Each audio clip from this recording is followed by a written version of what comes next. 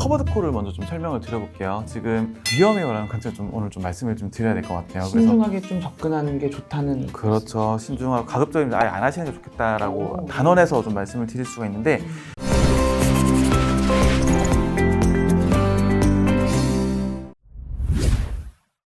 이 배당 성장형처럼 이제 배당을 목적으로 안정적인 투자를 이어나가는 그런 상품들이 있는데, 또 아까 잠깐 말씀하셨는데 뭐 최근에 커버드콜 ETF라고 나오기도 했어요. 굉장히 좀 이슈가 되고 있는데, 커버드콜 ETF도 있고, 그리고 또 채권형 ETF도 있고, 또 원자재 어떤 현물이나 선물 지수를 따라간 ETF도 있고, 되게 다양한 상품들이 있어요. 그래서 뭐 배당 성장이 아니더라도 말씀드린 그런 커버드콜 혹은 채권형, 원자재형 ETF, 이런 ETF들은 좀 어떤 건지, 그리고 이거 말고 좀 다른 형태의 또 ETF들도 있을까요? 커버드 콜을 먼저 좀 설명을 드려볼게요. 지금 자료화면 이제 보시면 이제 수익 구조가 지금 나오고 있는데, 우선 커버드 콜은 이제 쉽게 생각하시면 내가 복권을 파는 입장이 된다라고 기억을 해주시면 될 것 같습니다. 근데 어떤 복권이냐?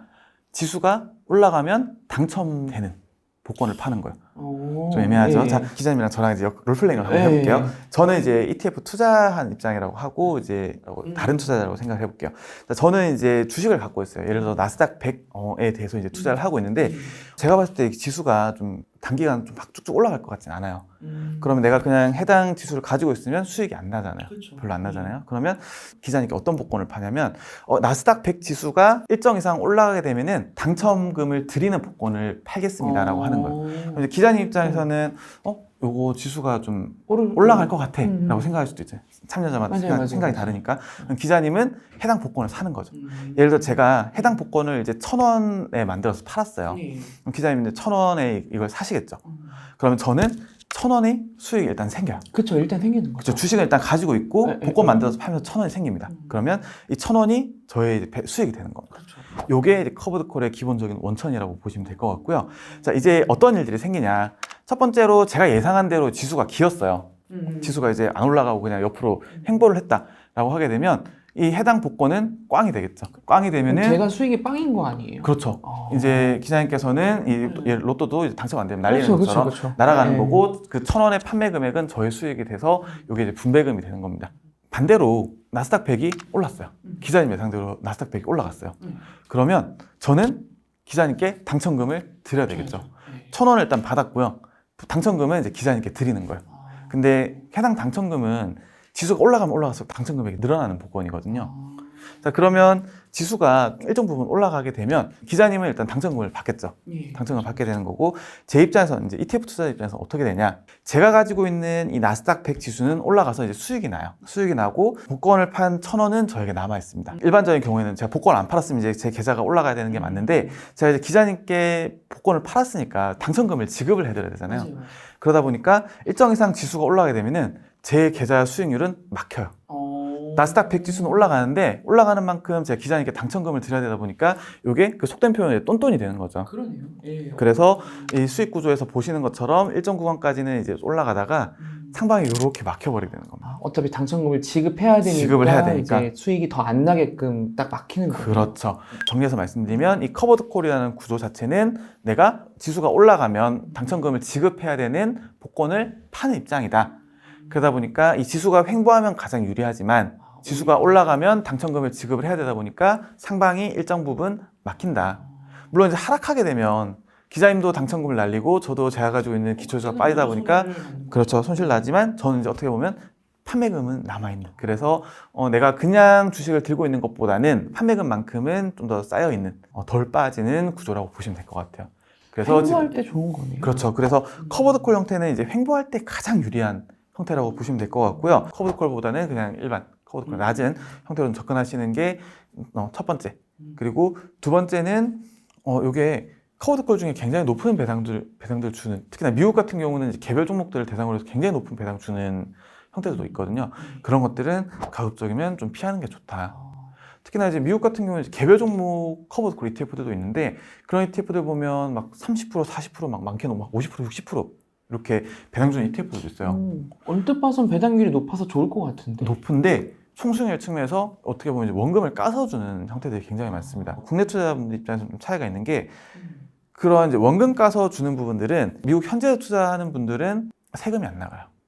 원금 까서 주는 부분, 수익 원천이 두 개인 거죠. 내가 원금을 까서 주는 부분, 복권을 팔아서 주는 생긴 수익 두 가지가 원천이 있는데 원금 까서 주는 부분들에 대해서는 배당소득세가 안 나갑니다. 국내 투자자분들은 아직까지는 이 부분에 대해서 세금을 내야 돼요. 그럼 손해겠네요. 그렇죠. 내 돈 내고 내 돈 내가 받는데 세금이 나가는 그런 상황이다 보니까 국내 투자자분들 이런 것들 접근할 필요가 있을까? 라는 생각이 좀 들어요.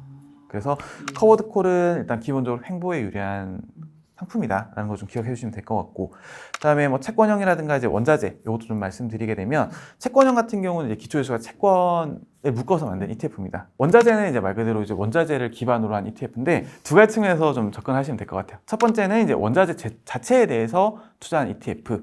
예를 들면 뭐 천연가스라든가 원유라든가 뭐 금이라든가 뭐 이런 것들. 그다음에 두 번째는 해당 원자재와 관련된 산업 ETF. 예, 그래서 크게 두 가지로 보시면 될 것 같고, 원자재 자체에 대해 투자한 ETF도 또 두 가지로 나뉩니다. 크게. 첫 번째는 이제 현물로 이제 운용한 ETF도 있어요.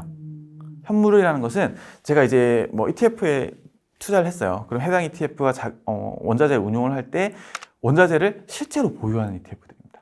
예를 들어 금 ETF다라고 하게 되면 이 ETF가 금을 진짜로 가지고 있는 거죠. 대부분의 ETF들은 현물이 아닌 선물로 운용을 해요. 금 같은 경우는 뭐 보관도 용이하고 이동성도 좀 풍부하다 보니까 이런 것들이 좀 용이한데 여기서 파생되는 문제가 있습니다.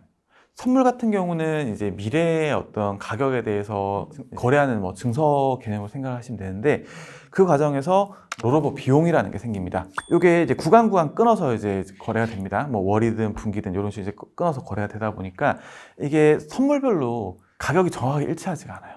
예를 들어 뭐 다음 분기 정도 만기가 되는 선물이랑 가격 차이가 생깁니다. 그래서 이런 것들을 이제 원물을 교체하는 과정에서 비용이 좀 생기고요. 그러다 보니까 내가 눈으로 보는 이 원유 가격이랑 원유 ETF랑 장기적인 성과를 좀 쭉 찍어보면 괴리가 생깁니다. 물론 이제 수익이 생기는 경우도 있긴 해요. 백오데이션이라고 해서 선물이 좀 가격이 낮은 경우에는 그런 이제 정방향의 경우에는 이제 약간 수익이 쌓이기도 하는데 지금 일반적인 상황에서는 이제 미래 가격이 좀 높은 상황이다 보니까 좀 약간 좀 차이가 생길 수 있다. 요거고요. 아까 이제 두 번째로 말씀드렸던 이제 그런 원자재 산업 ETF들, 그래서 요걸 대안으로 좀 말씀을 좀 많이 드리는 편이에요.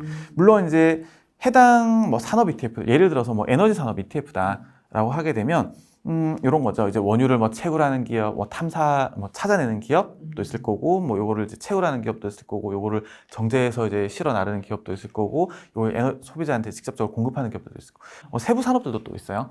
혹은 뭐 금 관련된 기업들 같은 경우에는 금광주.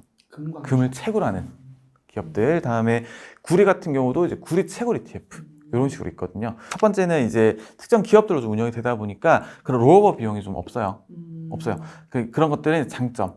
다만 두 번째로는 이제 내가 보고 있는 원자재 전망이랑 기업 실적이랑 조금 차이가 생길 수도 있습니다. 그렇죠. 원자재는 올랐는데 이제 기업은 빠질 수도 있어요. 요거.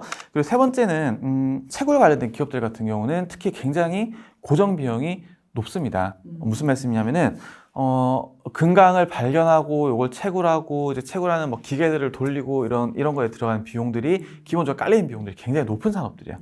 그러다 보니까 원자재 가격이 특정 이상 올라가게 되면 영업이익이 굉장히 빠르게 늘어나는 특성들이 있습니다. 예를 들어서 기존에 뭐 금 가격이 뭐 1,500달러다. 근데 기본적으로 들어가는 뭐 고정 비용 한 1,300달러라고 쳐볼게요. 그러면 해당 기업의 수익은 200달러 정도가 되겠죠. 근데 금 가격이 굉장히 빨리 올라서 한 2,000달러가 됐다.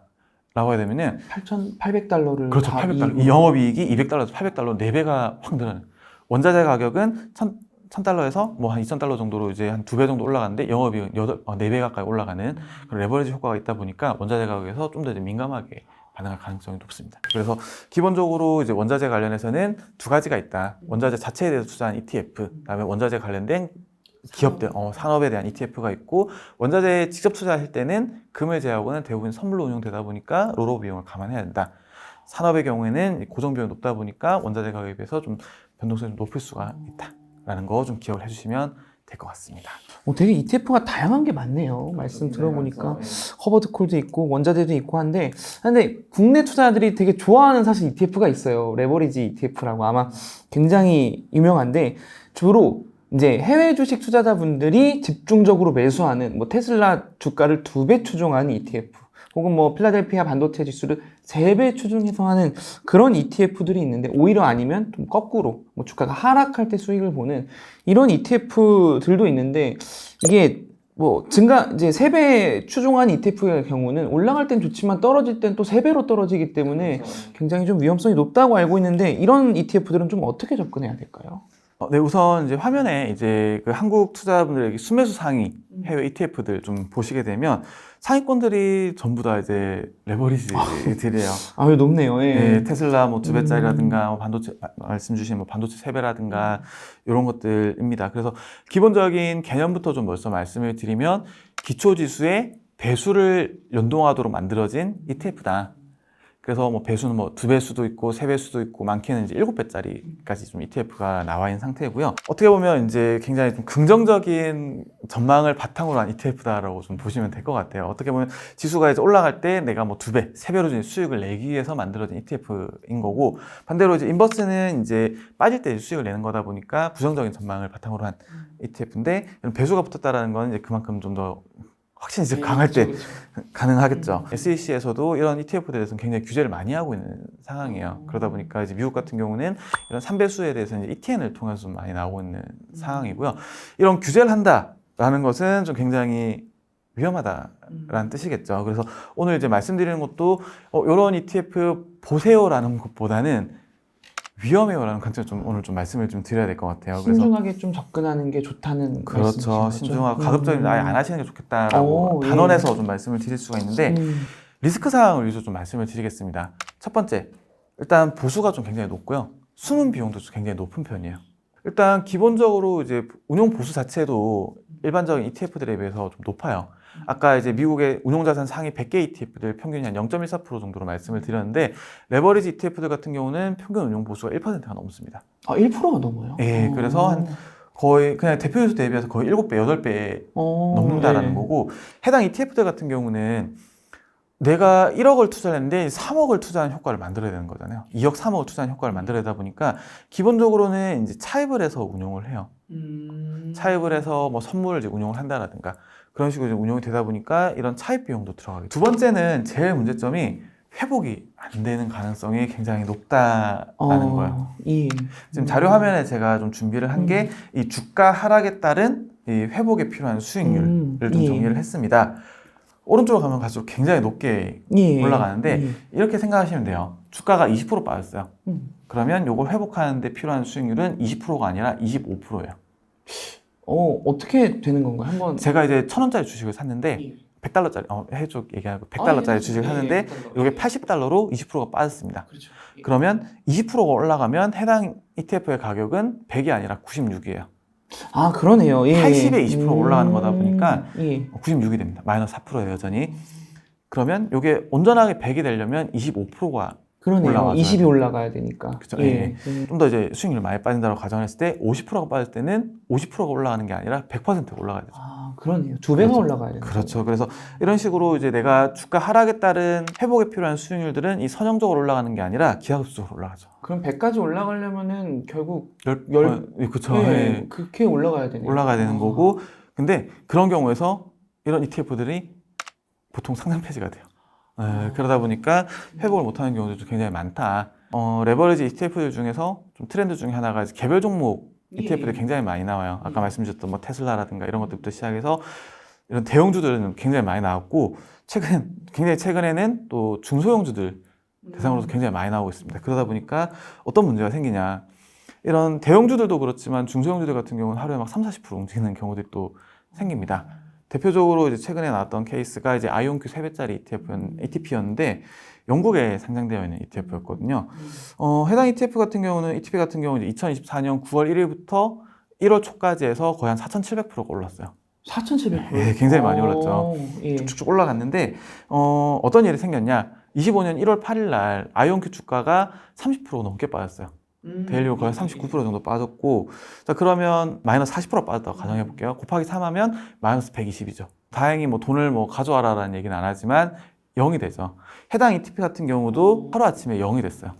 아, 그럼 그냥 아예 손실이 나는 거네. 원금 손실인 거예요? 내가 뭐 1억이 들어갔다. 그러면 그게 뭐 47억이 됐다가 하루아침 0이 된다라는 거죠.